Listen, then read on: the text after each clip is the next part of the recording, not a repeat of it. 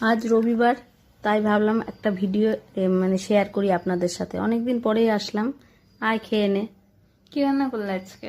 এই টুকটুক করে অনেক কিছুই করেছি, ডাল, কচুর শাক, ইলিশ মাছের মাথা দিয়ে, তারপরে ভোলা মাছের পাতুরি, চিকেন। এই আস্তে আস্তে শাকটা খা। খুবই সুন্দর হয়েছে খেতে। হ্যাঁ, শাকটা তো ইলিশ মাছের মাথা দিলে এমনিই ভালো হয়, কচু শাক আর তাছাড়া খুবই উপকারী। আর তুইও সময় পাচ্ছিস না, আমিও ব্যস্ত থাকি, যাই হোক এই জন্য আর দেওয়া হয় না।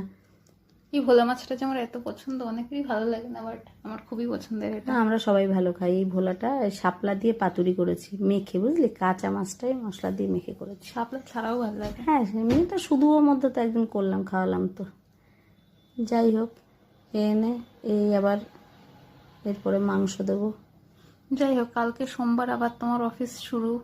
হ্যাঁ, সবারই ব্যস্ততা সোমবার থেকে শুরু হয়ে যায়। আবার তোমার বোনের পরীক্ষা আগামীকাল, একটা কিন্তু তোমার ভীষণ আওয়াজ বড় শুনে দিন। মনে হচ্ছে